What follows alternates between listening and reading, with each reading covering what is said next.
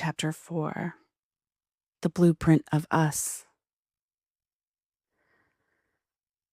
I left for my work trip 3 days after the party. My mind and my skin were still humming from that kitchen encounter. I felt myself walking around the airport with a silly, persistent smile on my face, the kind that makes people wonder what secret you're keeping. For the first time in years, the main character of my story wasn't just surviving. She was glowing. Then the universe seemed to conspire against us. Due to weather, I was stuck. A 4-day delay in a sterile hotel room felt like 4 years. I paced that small room, the scent of sandalwood and vanilla. I'd packed in my bag. It seemed like things that reminded me of who I am are making the image of Orlando appear in the forefront of my mind. By the time my plane finally touched down on home soil, Orlando was gone, flying halfway across the country to pick up a new work truck. It was a delicate dance. Neither of us wanted to appear too eager. We were both careful not to scare the other one off. But the truth was, we were only scaring ourselves. Why did I like him so much? Was this crazy? Did he think of me as much as I was thinking of him? Every time a doubt would flicker, my phone would light up with a selfie from Orlando. Public service announcement to all men. You were always cute in a selfie. He sent shots of himself the moment he stepped off the plane, looking rugged and slightly rumpled from the flight. Then came photos of the new truck, gleaming chrome and a presence that matched his own. He showed me things from his trip that I'm sure most people would find mundane, but I pored over every pixel. I pretended to care about the specs of the truck because I loved that he wanted to share his life and the events of his day with me. It was a new sensation, having someone want to pull me into their world instead of keeping me on the periphery, like my family always had. Then the selfies took a more intimate and sometimes domestic turn. He sent a picture of his hotel room, then a shot of his feet at the end of a deep tub during a bubble bath. It was never inappropriate, but the vulnerability of it sent a spark of excitement through me. He was inviting me into his private space. Naturally, I started to reciprocate, sharing small pieces of my day, my thoughts, my life. We built a world out of text message and late night calls. It was a digital fever dream. We were both givers, both direct, stripping away the social niceties of anxiety that usually bogged down a new romance. We talked about our pasts like they were old blueprints we were finally ready to burn. I found out that he was a decade older than me, and suddenly the old people music and the measured, gentlemanly composure made sense. He wasn't playing a part. He simply had lived enough to know who he was. And he knew exactly how to make a woman feel like she was the luckiest girl in the world, just by how he looked at her through a screen. It felt like we were dating and had been for years. Now I could understand how people have long distance relationships. It had never occurred to me I could feel so connected to someone without physically being together. I was telling him true things that I had never admitted to anyone before, things I didn't let myself acknowledge about me. It didn't happen often, but I did occasionally wonder how many women he was playing this role for, wondering if there was anything sinister about him. Every time I would reveal something vulnerable about myself, I got the sense he was traveling with an employee. He didn't have a lot of solo time while driving. But on the last phone call we had, the air felt different. We tried a 20 questions type game to pass some of the driving time as the miles between us were getting smaller and counting down. Okay, my turn, I said. I'm thinking of something. Is it an apple? He asked immediately. I gasped, my heart skipping a beat. How did you do that? On the first try, we both became playfully suspicious of one another. He thought I was pulling his leg, and I was trying to figure out what kind of magic power he had. For the next few rounds, it only took 3 to 5 guesses for the other person to see what was on the other person's mind. The game stopped because it felt too real, too close. He lived his life behind a wall where vulnerabilities were often hidden even from himself. We moved on to planning our first real date. We talked about our favorite foods, the joy of cooking, and the anticipation of finally being in the same room again. "Good night, beautiful," he whispered before we hung up. "I'm going to dream of our date." "I will too," I promised. Seconds after hanging up, my phone buzzed. "Good night, beautiful," the text read.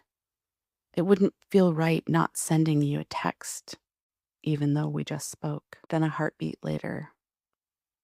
Is it crazy that I just want to hold you in my arms all night long, every night, forever? My breath hitched. In my cold childhood home, forever was a threat or a burden. From Orlando's lips, it felt like a promise, the first date. When we finally met in person again, I was back from my work trip and he was back with the truck. By now, I could only picture him behind the wheel of that new machine. I couldn't remember what his old truck looked like.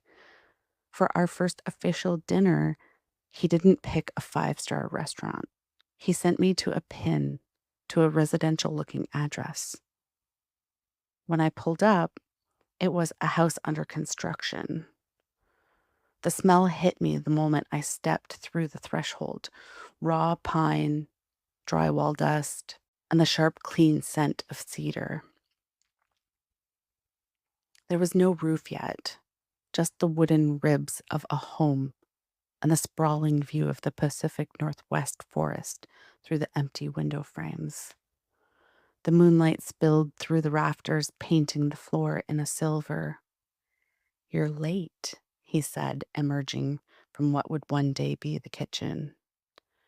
He was wearing work boots and a hoodie that looked like it had a fair share of sawdust permanently embedded into the fiber. It had a few honest, worn holes in the sleeves. He looked rugged, real, and so incredibly handsome that it made me feel a wild burst of energy. "The lady likes to make an entrance," I countered, my voice sounding steadier than my pulse. He had set up a blanket on the subfloor. One long candlestick was burning perched on an aluminum lid from a paint can, right in the middle of the empty space. No chairs, just 2 plates and a thermal bag he'd used to keep the food warm. He had cooked us a dinner himself. A small Bluetooth speaker was playing that old person music Sarah hated, downbeat techno from a couple of decades ago. It was the kind of music that demanded you slow down and actually be present. In this moment, it seemed perfect. We talked for hours, the candlelight flickering between us. In that dim light, I looked into his watery blue eyes and saw something that made my heart ache. Beneath the rugged contractor and the confident, commanding gentleman, I saw a flash of the 4-year-old version of him, a boy who had learned too early how to be strong because he had to be. It made him seem smaller, vulnerable in a way that made me want to reach out and protect him. But in the next moment, his gaze would sharpen, and he was dangerously intriguing again, like a fox. It had gotten cold when we were in that house. The small heater was doing its best, and our intensity kept us there longer than we would have been able to endure alone, being the perfect gentleman. I should have thought to bring you a jacket, he said, looking like he had just let me down. That's okay. It's getting late. I was starting to feel so tired. We had engaged in such deep conversation. It felt like my mind had performed an Olympic gymnastic routine. I'm not used to feeling so many of my own feelings. Being connected like this with Orlando makes me want to just melt into his arms.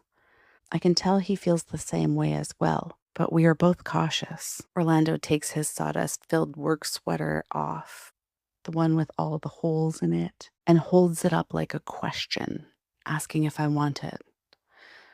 Yes, please. I smile at him, desperate for the warmth I know it contains from his body. We both get up. He stands behind me, helping both arms into the sweater, then spinning me slowly to face him so he can zip me up. He had hands on both my shoulders, staring down into my eyes. He looks way too nervous to kiss me. Instead, he pulls me in close, rubbing warmth into my back. The comfort of the heat from his body, it feels like a cozy nest. I'm searching my brain trying to find any other time I felt anything I could compare to this. I could stay with you here all night like this, he whispers into my hair. It's late. We should go. I nodded my head. I'll come back in and pack this up, he says. Orlando walked me to my car, held my hand until I was safe inside, and watched me drive away. He gave a little wave just as I was about to look away in the rearview mirror. The restraint was more intoxicating than if we had spent the whole night in each other's arms. This man knew exactly what he was doing.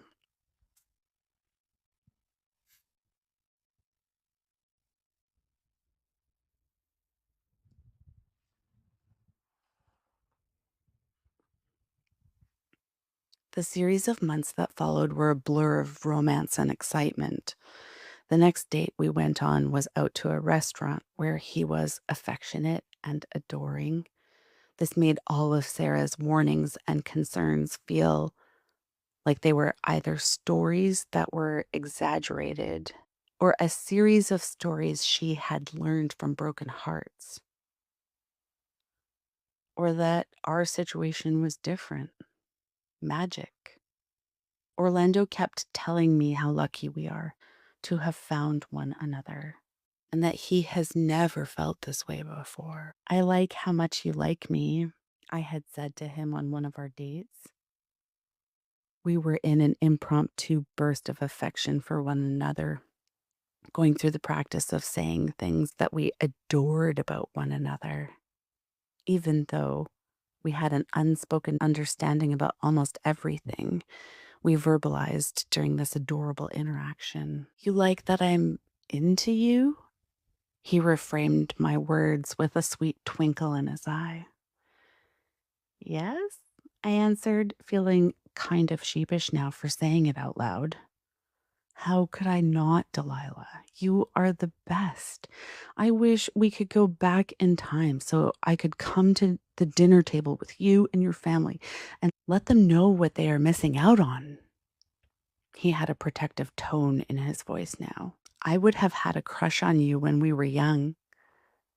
I wanted to change the topic. No one has ever known how profoundly lonely I was from such a young age.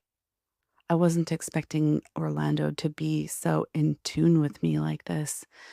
Even though we were months into dating, it was still unsettling to be seen. It wouldn't have worked out if we had met earlier, he answered. I was almost offended. Then, remembering our age difference of a decade, I just nodded and moved a little closer to him.